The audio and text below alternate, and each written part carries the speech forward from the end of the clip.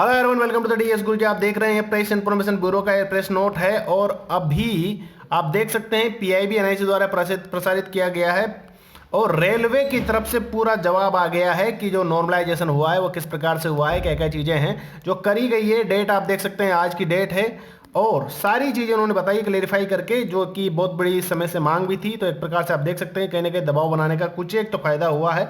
बताया गया है पहली बार किसी इंस्टीट्यूशन ने कि हमने ये किया भाई साहब, हमारी ये बातें रही है। अब देखते हैं इसको पूरा फलित करते हैं, हिंदी में जानकारी लेंगे क्या क्या चीज़ें हैं, क्या क्या चीज़ें इसमें करी गई है, क्या क्या चीज़ें बताई गई है। रेल मंत्रालय ने पीआईबी यानी कि प्रेस इंफॉर्मेशन ब्यूरो के तहत ये जानकारियां दी। पहली बात कही है, रेलवे भर्ती बोर्ड में लेवल 1 परीक्षा परिणामों के बारे में गलत सूचना फैलाई गई है। चलिए मान लेते हैं, बहुत सारे रिजल्ट गलत भी वायरल तो हो ही रहे थे। लेवल 1 परीक्षा परिणामों के लिए परीक्षा परिणाम तैयार करने में कोई नई नियम प्रणाली लागू नहीं की गई, यानी कि जो पुरानी प्रणाली थी वही लागू की गई है। तीसरी बात इन्होंने ये कही कि केंद्रीय रोजगार अधिसूचना के अनुसार उम्मीदवार के द्वारा प्राप्त अंक का सामान्यकरण यानी कि नॉर्मलाइजेशन किया जा सकता है, उसके नॉर्मलाइजेशन का अधीन होता है। तो ये बताने की जरूरत नहीं है, नोटिफिकेशन में ये था।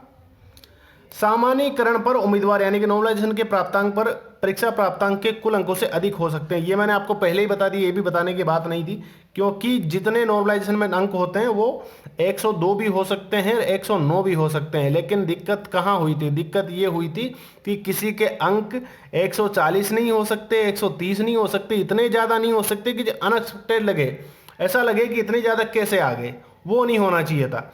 तो इन्होंने कहा है कि ज़्यादा तो हो सकते हैं, बाकी कितने ज़्यादा हो सकते हैं इसके बारे में अभी तक कोई जानकारी इसमें नहीं मिली।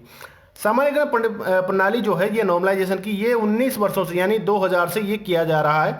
अरे 2000 से क्यों, हमें सबको पता है कि बैंक में तो हर बार ये होता है, तो इसमें तो कोई इश्यू नहीं होता है। लेकिन बैंक में ऐसा थोड़ी होता है कि 100 से अधिक हो गया या 100 से जो है ज़्यादा भी हो जाए तो इतना इश्यू हो जाए। पहली बार हमने देखा है कि इतना बखेड़ा किसी एग्जाम के रिजल्ट पर खड़ा हुआ है। आगे इन्होंने कहा है, रेलवे भर्ती बोर्ड द्वारा 10/2/2018 को प्रकाशित केंद्रीय रोजगार अधिसूचना CN संख्या 02/2018 के माध्यम से कुल 62,907 रिक्तियों के लिए ऑनलाइन आवेदन आमंत्रित किए गए थे।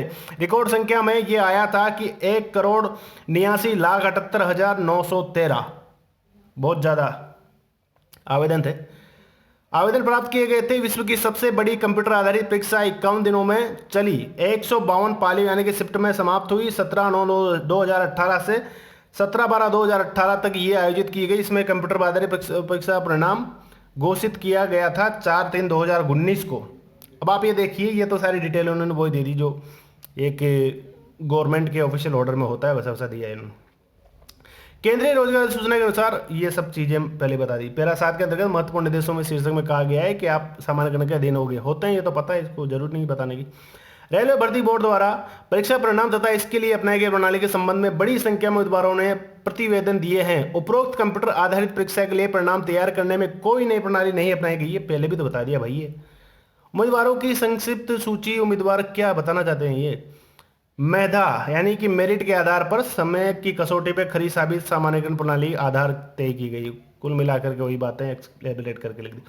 उम्मीदवार एक्सएन के सामान्यकृत अंक xn S2/S1 x XSAV VIAV, जहां पता नहीं क्या ये कहना, किस प्रकार समझाना चाहते हैं। डेफिनेटली ये इंग्लिश वाला फॉर्मूला था, उसको हिंदी करके इन्होंने बता दिया है। S2 ये वो होगा जिसके उच्चतम अंक के साथ शिफ्ट का मानक अंतर ST सामान्यकरण के आधार पर माना गया है। S1 वो है सामान्यकरण जिसके दिए जाने वाले शिफ्ट के मानक अंतर बढ़ाकर S2 कर दिया जाएगा, यानी कि और आगे देखें अपन X को, तो उम्मीदवार X रो अंक वाला होगा और X भी वो होगा जो शिफ्ट के आधार पर औसत है। उसके बाद आप देख सकते हैं उच्चतम औसत के साथ शिफ्ट संबंधी औसत सामान्यकरण के आधार में रूप में लिया गया है। तो वर्ष 2002 से सारी चीज़ें बताई गई है, अपनाया गया है। ये सारी चीज़ें आप देख सकते हैं इस कोड नंबर के थ्रू प्रसारित की गई है। अब ये मैं आपको बता दूं, बहुत सारी बखान भी किया गया है कि इतना इतना हमने किया रोजगार के बारे में। यहाँ पर दिक्कत ये है कि इन्होंने क्या बताया, इन्होंने जो बताया वो पहले मैं आपको पहला वीडियो बनाया था उसमें बता चुका हूँ सारी चीज़ें। भाई नॉर्मलाइजेशन में नंबर आगे बढ़ सकते हैं।